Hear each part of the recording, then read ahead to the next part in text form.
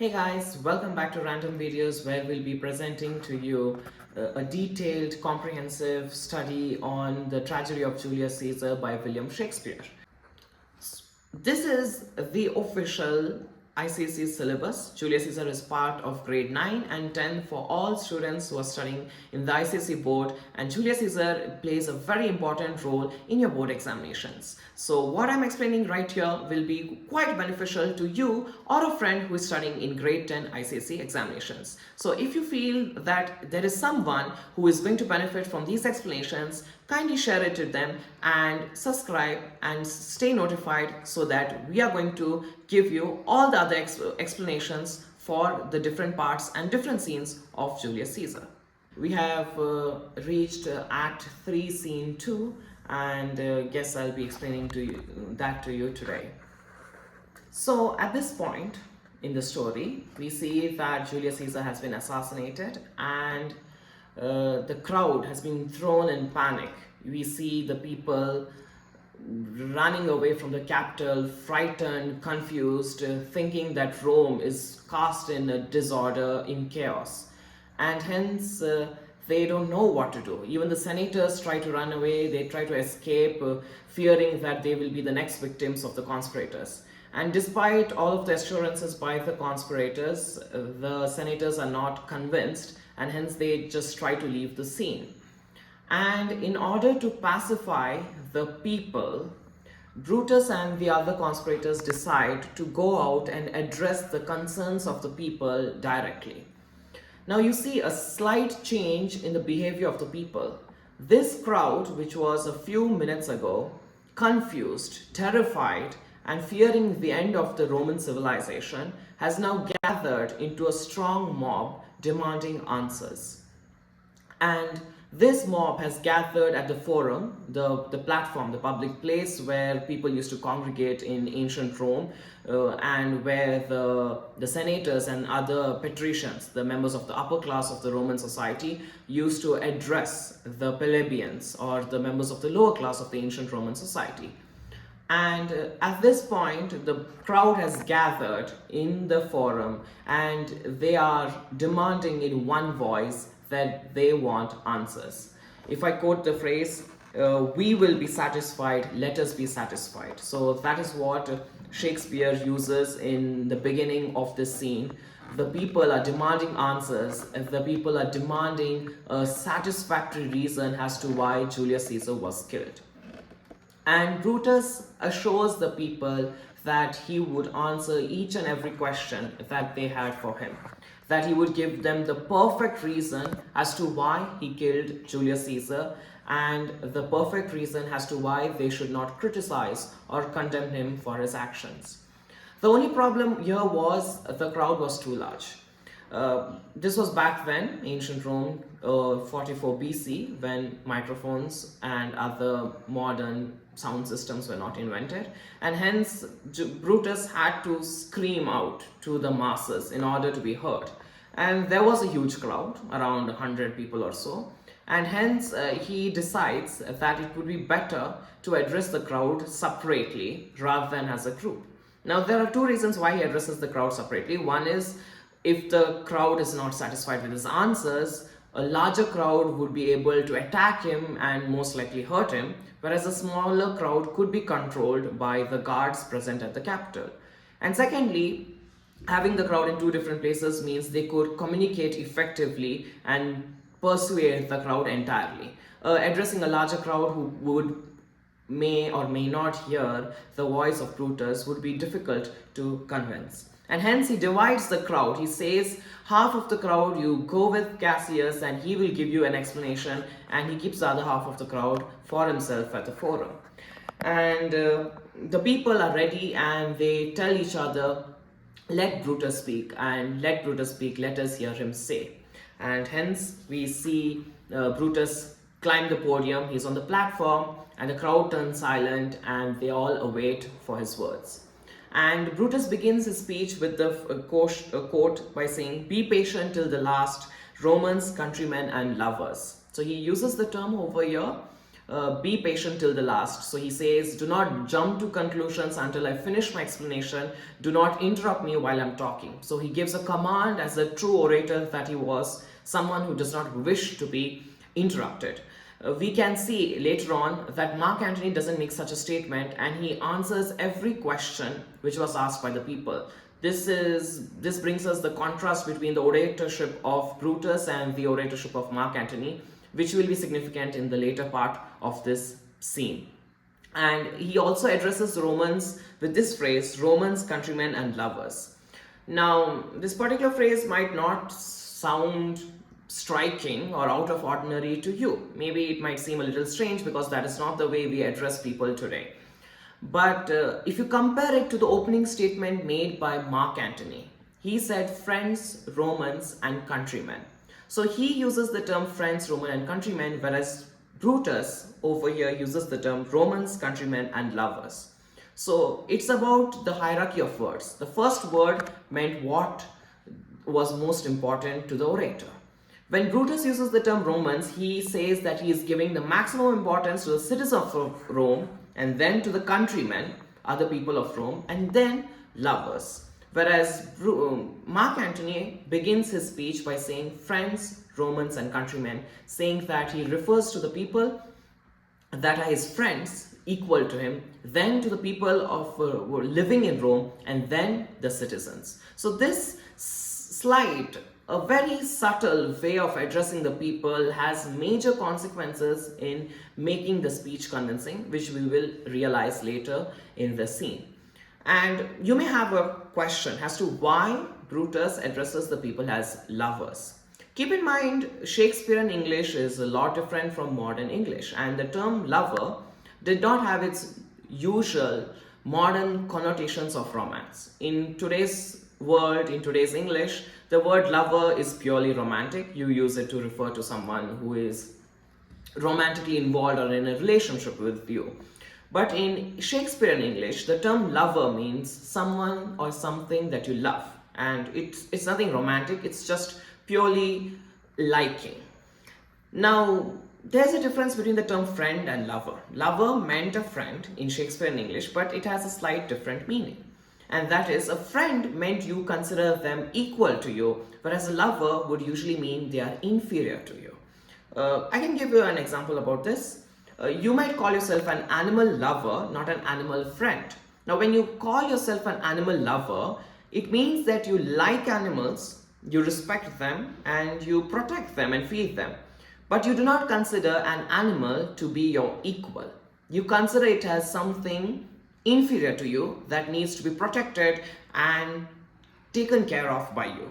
But you don't call a friend an animal friend. No one calls themselves as an animal friend, because if you call yourself an animal friend, it would mean that you consider animals to be equal to you. Either animals are human beings or you are an animal, which is inappropriate in both ways. And hence, here the term lovers plays a significant role, because when Brutus uses the term lovers, he differentiates the class distinction between himself as a upper class member of the Senate, a magistrate, and the people who were the lower class common masses. And hence he doesn't call them friends, he calls them lovers to show this difference. And then he continues saying that, listen to me and be silent as I speak. So he tells the people not to disturb him, not to interrupt him as he speaks. And also he adds a statement, he says, do not believe me.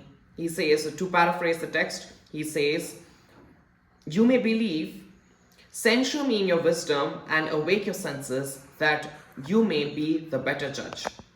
He says, this particular phrase means, he asks the people, do not believe me for what I say.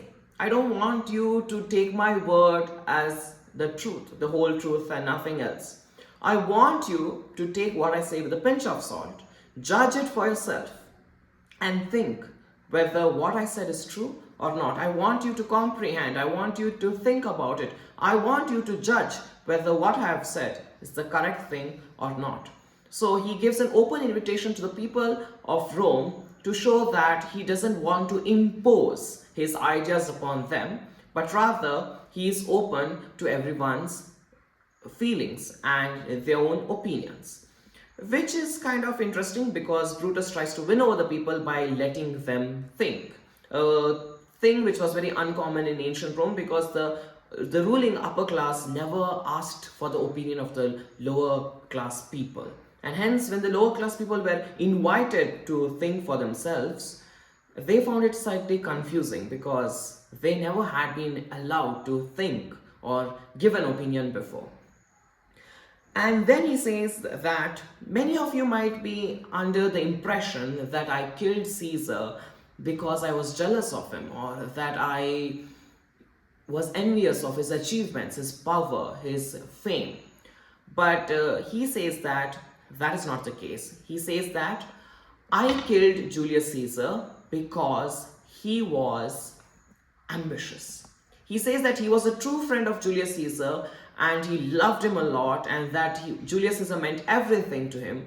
But he killed Julius Caesar because his love for Rome was more than his love for Caesar. That he sacrificed his friendship with Caesar because he considered Rome first and foremost. Brutus highlights his patriotism for the Roman people. He highlights his importance that he gives for the Roman people. And hence he says that he killed Julius Caesar because he gave more importance to the people of Rome and their rights. And then he makes a statement. He says that I have not offended anyone by killing Julius Caesar because I know I have done the right thing. I did it to protect the people of Rome and not because I was envious or jealous of Julius Caesar's fame or his position or his role in the Roman government. And then he offers a challenge to the people of Rome. He says, if anyone who considers themselves a lover of Julius Caesar, say that. And if you feel that I've offended you by killing Julius Caesar, you may speak out. But then he correlates supporting Julius Caesar with another thing. He says that anyone who gets offended by my actions of killing Julius Caesar is not a patriot, is not a free man, and is not a civilized Roman.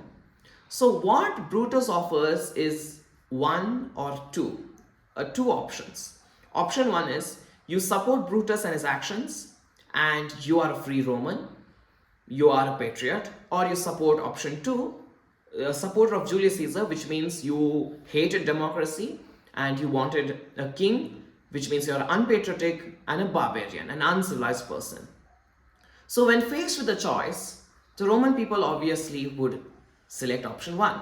No one would want to be labeled as anti-national or unpatriotic or someone who had no love for the freedom and rights which were given for the Roman citizens.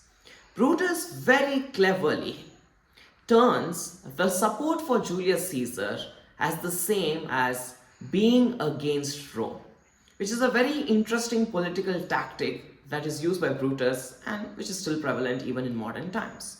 He gives the Romans two options: support me and you'll be considered as a patriot, or support Julius Caesar and you'll be considered as a traitor. And hence, when he asks the question, does anyone support Julius Caesar? Have I offended anyone? The people say, no, we have not offended any one of us, because no one was brave enough to say that they supported Julius Caesar because they would be labeled as a traitor, and no one dared to be in that kind of position. And when the people don't say anything, Brutus concludes his statement saying that then I have not offended any one of you. And then he adds a statement trying to show how great and how good he is by saying, if I am in the same position as Julius Caesar, I'm not asking you to support me because I killed Julius Caesar. If I ever reach the same position, the same situation as Julius Caesar, if I ever try to take over the power of Rome, I want you to do the same thing that I did to Caesar, and that is, I want you to kill me. It's a very magnanimous gesture on Brutus's part, a kind of open invitation to people saying that I don't consider myself better than others, I don't consider myself better than Caesar, I consider myself equal, a true patriot of Rome who is actually concerned about the rights and the democratic values in this case, the republican values of the Roman society. And he says, if I am ever guilty of trying to usurp the power for myself, if I am ever found guilty of trying to take away the rights of the people of Rome and turn them into slaves, you kill me the same way I killed Julius Caesar. And this particular statement was very convincing, because the people realize that, or they feel, they don't realize actually, they kind of think that Brutus is actually a very honorable man, a selfless man who is ready to sacrifice himself for the welfare of Rome. And guess what they say? We should make Brutus the king. The biggest irony of this entire speech is that the people of Rome do not understand what Brutus was trying to say. Brutus was trying to emphasize the fact that he saved them from a king, that he protected them from having one man at the control of the Roman Republic, that the people had still the rights to select who they wanted to be the leader of their country. But the people did not care, because the Roman plebeians, they could not vote. Their voices were not important. In ancient times, people preferred kings because a king was a person you could look up to take inspiration, someone who would solve all your problems. A king was basically a visible version of a god. And if there was something wrong, they could always blame the king. But when it comes to republicanism, the blame always lies on the people, because people have decided their leaders. And hence, they don't care. When Julius Caesar was the godlike figure to them, someone who protected, someone who provided, someone who cared for, they wanted him to become a king. And now that Brutus took over, a selfless man who was ready to sacrifice his best friend for the betterment of Rome, to protect the rights of the Roman citizens, they are like, yes, let us make Brutus the king, because Brutus is like Caesar without the ambition. So Brutus is exactly like Caesar without the negative aspects of Caesar, such as ambition or self-interest or selfishness. And Brutus is stunned. At this moment on the podium, he is shocked. And he tells them, no, I'm not. I don't want to be a king. Don't start a procession for me. The people were literally ready to pick up Brutus on their shoulders and carry him down the streets, lead a procession all the way to his Rome. They literally proposed that. Let us take him and make him the new king. The same way they had decided to make Julius Caesar a king during the festival of Lupercal. And Brutus is absolutely horrified, because that was exactly not what he wanted. He didn't want this to happen. He didn't want Caesar to be replaced by himself. And also, he was frightened that the conspirators would kill him on the spot, because not a few, moments before, a few hours back, they had killed a would-be king. And now that the people had decided to make Brutus a king, there was no telling whether the conspirators would kill him too, because Julius Caesar was killed not because he said he wanted to become a king, but because the people decided that he should become the king of Rome. And right now, the people were doing the same thing to him. They were proposing that Brutus be made a king. And in order to move away from this dilemma, this confusing situation, he hands over the podium to Mark Antony. He says to the people, here is Mark Antony. He's a friend of Julius Caesar. He wishes to speak some good words about Caesar. He has got our permission. Even though he's a supporter of Julius Caesar, we are not going to punish him. We won't kill him. He's going to benefit from all the rights and freedom that every Roman citizen has because of our action today. And he offers the podium to Mark Antony, and he says, Mark Antony, you address the people while I go. So we are going to continue this part of Mark Antony's speech, his soliloquy, and how he manages to convince and brainwash the people of Rome who wanted to make Brutus the king into considering Brutus as the biggest traitor who needed to be hunted down, killed, and burnt in the next part. Stay tuned.